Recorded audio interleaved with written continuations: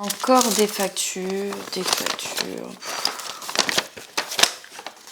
Oh là là, il va falloir que je me calme, moi.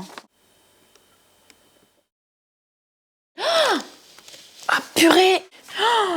Ah là là là là! Justement, j'avais lu ça tout à l'heure, là. Initiation, protection, incendie. Et en plus, c'est dans 5 minutes. Alors, je vais tester pour vous l'initiation incendie.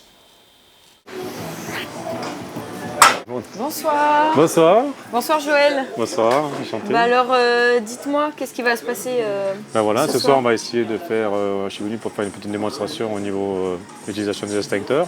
Donc, comment ça va se dérouler qu'est-ce qu'on va apprendre Dans un premier temps, donc, sur l'ordinateur, il y a un programme. Là-dessus, on va apprendre la partie théorique. Savoir qu'un extincteur, j'insiste beaucoup là-dessus, c'est pour éteindre un début d'incendie. Donc c'est pour ça qu'il faut savoir ce qu'on doit utiliser le plus rapidement possible pour pouvoir éteindre le feu immédiatement. Les enfants, est-ce que vous savez ce qu'il faudrait pour allumer un feu? De quoi on a besoin? C'est pas faux. facile. Même c'est la même chose. Ça, on appelle, c'est une source de chaleur.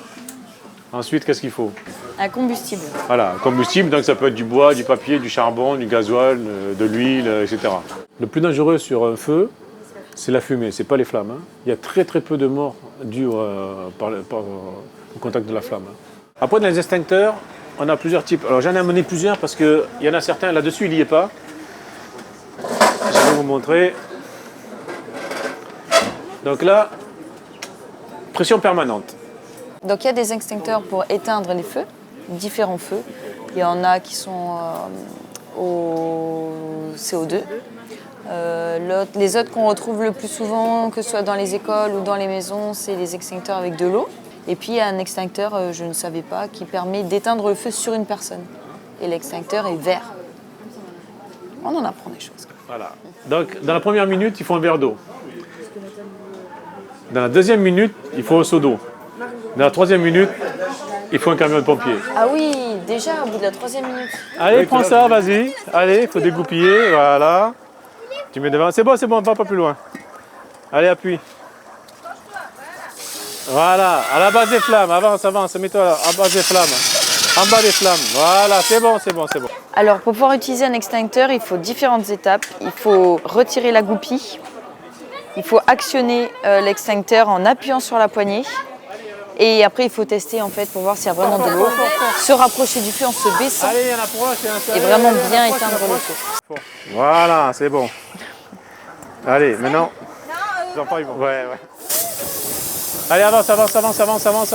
Si on n'a pas d'extincteur, Le plus facile, c'est quand même d'arriver à étouffer le feu.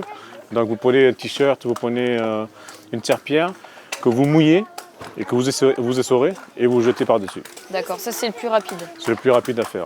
Chaque année, c'est 20 000 à 50 000 hectares qui partent en fumée sur toute la Nouvelle-Calédonie. On a eu l'exemple avec Bélep il n'y a pas longtemps, ça dévaste des populations entières. À notre niveau, même chez vous, vous avez des gestes simples que vous pouvez faire. Il faut retenir 3 choses. Si un extincteur, il faut l'utiliser le plus rapidement possible. Si c'est un petit départ de feu et que vous n'avez rien chez vous, il faut étouffer les flammes pour enlever le maximum d'air.